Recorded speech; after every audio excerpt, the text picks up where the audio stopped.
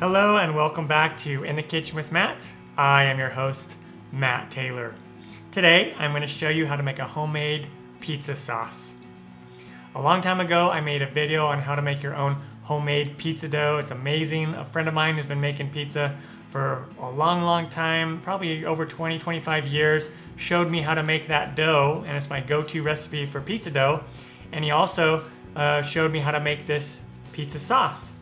And since I haven't done a video on pizza sauce yet, and I had a request to do pizza sauce, that's what we're gonna do today. Simple, easy to do. If I can do it, you can do it. Let's get started.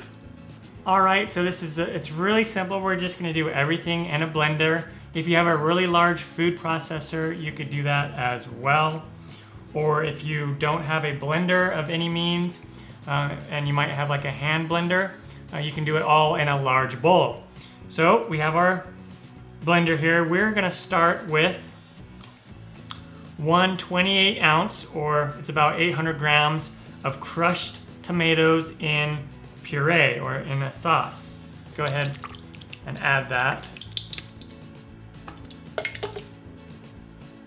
Next thing we have are whole peeled tomatoes in a sauce or in a juice.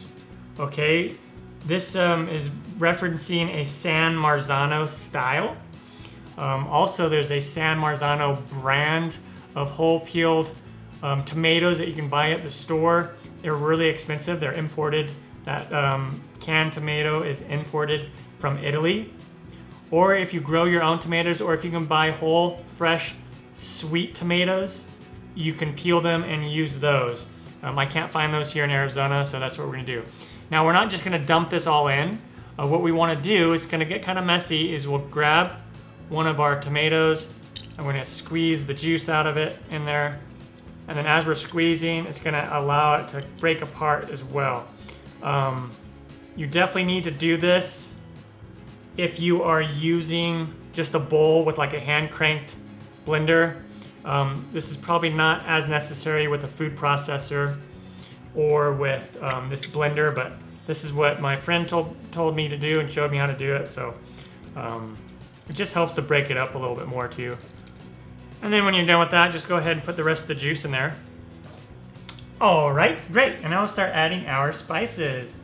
We have 1 teaspoon of sugar, white granulated sugar, 2 teaspoons of ground Parmesan cheese, 1/2 teaspoon of black pepper, ground black pepper, 1/2 teaspoon of fennel seeds, 1/2 teaspoon of ground oregano, and 1/2 teaspoon of Italian seasonings. And this Italian seasoning, you can usually find it on the spice rack at your supermarket. It just says Italian seasoning, and it's a blend of oregano, sage, and some other things in there as well. I can't remember all the other ones. All right, put that in there. And those are the spices for now. If you have fresh basil, the store was out of fresh basil and I didn't want to drive to another store. I would take about 6 to 8 fresh basil leaves and then mince those up or dice those up and put those in here as well. We'll go ahead and put the lid on, and we're going to go ahead and start to blend this all together.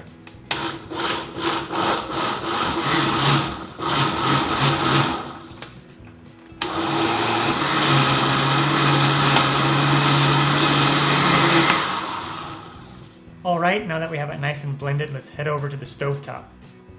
All right, here we are over at our stovetop. And now we want to add 4 tablespoons of olive oil, extra virgin olive oil. I'm going to go ahead and let the oil heat up. And we have our oven set to medium heat. All right, after a few minutes, after our oil has heated up, let's go ahead and take our onions. This is half of a medium onion, which winds up being about 1/4 to 1/3 cup of onions, and I minced it up. You can mince it up as small as you want or as chunky as you want. And if you don't want your pizza sauce to be chunky at all, then put your onions in with your other ingredients when you blend them in the blender, or run them through your food processor. And then also I have 3 cloves of garlic here that I minced up. Put that in there. Let's just cook these down for a few minutes. And we're gonna make sure to come in here and stir our onions and garlic.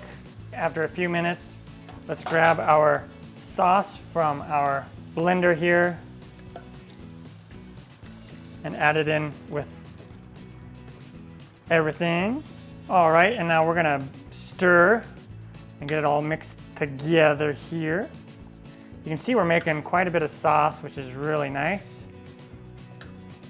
This makes enough sauce for 8 to 10 pizzas, depending on how much you put on each pizza. Keep it at medium heat and bring it to a boil, and we will stir often. Also at this point, I'm gonna give it a little bit of a taste. Tastes really good, but it needs a bit of salt, and I'm gonna add a little bit of garlic powder as well. Let's add a teaspoon of salt and a teaspoon of garlic powder. And then also at this point, if you wanted more pepper, go ahead and add more pepper. Actually, any of those other spices, you can just add more or less according to your taste. You wanna be really careful with the salt. You don't wanna make your sauce overly salty, because a lot of ingredients that go on your toppings, like your cheese, bacon, other cool toppings, you know, bacon, have salt in them already. Did I mention bacon is an awesome topping for pizza? Anyway, this is about the sauce. This is not about the pizza toppings. All right, and then once it starts to boil like this, what we're gonna do, see a little bubble marks coming up. What we wanna do is we're gonna go ahead and turn the heat down to medium low to low, and then we wanna just let it simmer for about 15 minutes. All right, and then after about 15 minutes of simmering, just go ahead and turn off the heat, and then let the sauce cool completely before you put it on your pizza. And then you could store it like in mason jars and store it in the fridge, or you could also freeze any extra sauce that you're not gonna use for a long time. All right, our homemade sauce is done, ready to go on the pizza. Your choice of pizza dough that you want to use, just go ahead and put it on. I don't put a heavy amount, I like to do a thin amount of sauce, but totally up to you. Also up here in the eye, and you can click on that to find the recipe for the dough. A really cool recipe as well. The sauce is really easy to make, doesn't take a whole lot of time. If I can do it, you can do it. I'm Matt Taylor. This has been another episode of In the Kitchen with Matt. Thank you for joining me. As always, if you have any questions or comments or requests, put them down below and I will get back to you as soon as I can. Thumbs up, down the corner, push it. Don't forget to subscribe to my channel and check out my other videos. Take care.